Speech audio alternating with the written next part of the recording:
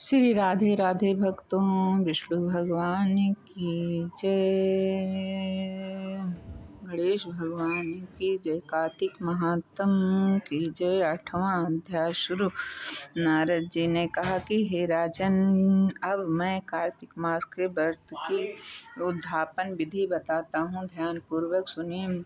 व्रती को चाहिए कि कार्तिक मास में शुक्ल पक्ष की चतुर्दशी को व्रत के संपूर्ण फल की प्राप्ति के लिए तथा विष्णु को प्रसन्न करने के लिए उद्यापन करे। तुलसी के ऊपर चंदोर बनावे, बंदरवार फूलों से सुशोभित करे।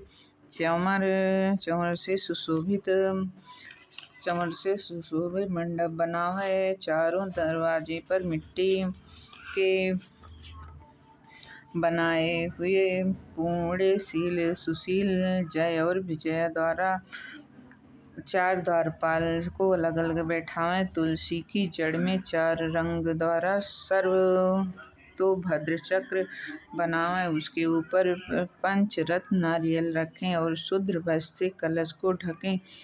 फिर भगवान विष्णु का पूजन करें। द्वादशी को भगवान विष्णु जागे थे। त्रयोदशी को देवताओं ने उनके दर्शन किए थे। चतुर्दशी को देवताओं ने उनका पूजन किया था, इसीलिए भगवान विष्णु की उद्यापन पूजा की जाती है। उस दिन साय तथा शांत चित्त से व्रत करना चाहिए। अपने गुरु की मूर्ति बनाकर पंडोषोपचार तथा विधि विधावत नववेद आदि से भगवान का पूजन करें। विधि प्रकार से बंधों के साथ कीर्तन करता हुआ उस रात्रि को जागरण करें।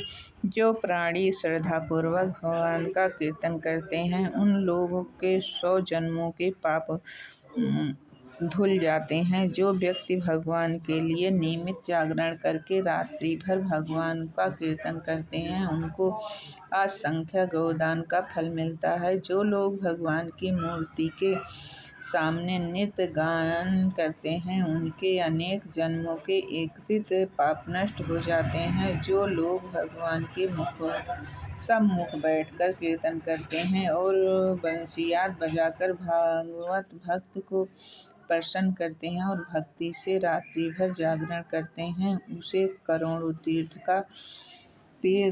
करने का फल मिलता है। पूर्णमासी को अपनी पत्नी सहित वेद पाठी ब्राह्मणों को या केवल एक ही श्रेष्ठ ब्राह्मण को उसकी पत्नी सहित बुलवाएं और उन्हें खीर आदि का मधुर भोजन करावें और यथाशक्ति दक्षिणा देवें, क्योंकि पूर्णमासी को ही भगवान ने अपने भक्तों को वरदान दिया था और मातच्छ रूप धारण किया था। अतएव उस दिन जो दान, हवन, जप और भगवान विष्णु के निमित्त किया जाता है, वह अच्छे फल का प्राप्त करने वाला होता है। इसलिए व्रती को 3 या 1 ब्राह्मण को पत्नी सहित समर्थ अनुसार भोजन कराएं। उन ब्राह्मणों को अपनी समर्थ के अनुसार दक्षिणा देकर प्रणाम करें। बाद में भगवान विष्णु की पूजा करके अन्य देवताओं तथा तुलसी कपिला गाय का पूजन करें। व्रत की कथा सुनने वाले को गुरुपूर्वक ब्राह्मण को वस्त्र आभूषण आदि से पूजन करें। उनसे क्षमा याचना करें। प्रार्थना के मंत्र अर्थ यह है, आप सब लोगों की अनुकंपा से मुझ पर भगवान सदा प्रसन्न रहें। इस प्रकार को करने से मेरे 7 जन्मों के किए हुए पाप नष्ट हो जाएं और मेरी संतान चिरंजीव हो। इस पूजा के द्वारा मेरी सभी इच्छाएं पूर्ण हो। मेरी मृत्यु होने के बाद मुझे अतिशय दुर्बल विष्णु लोक प्राप्त हो। व्रत करने वाला इस प्रकार ब्राह्मणों से क्षमा की याचना करे और उनको प्रसन्न करे, विदा करे। पूजा की सारी वस्तुओं के साथ गाय भी गुरु को दान में दें।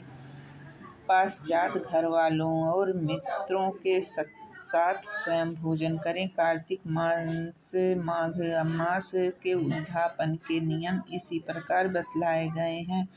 इसी तरीके से जो प्राणी कार्तिक मास का व्रत और उद्यापन करता है वह पाप रहित होकर मन मंचित कामनाएं को प्राप्त करता है। बोलो बोलो विष्णु भगवान की जय। श्री राधे राधे कृष्ण भगवान की जय।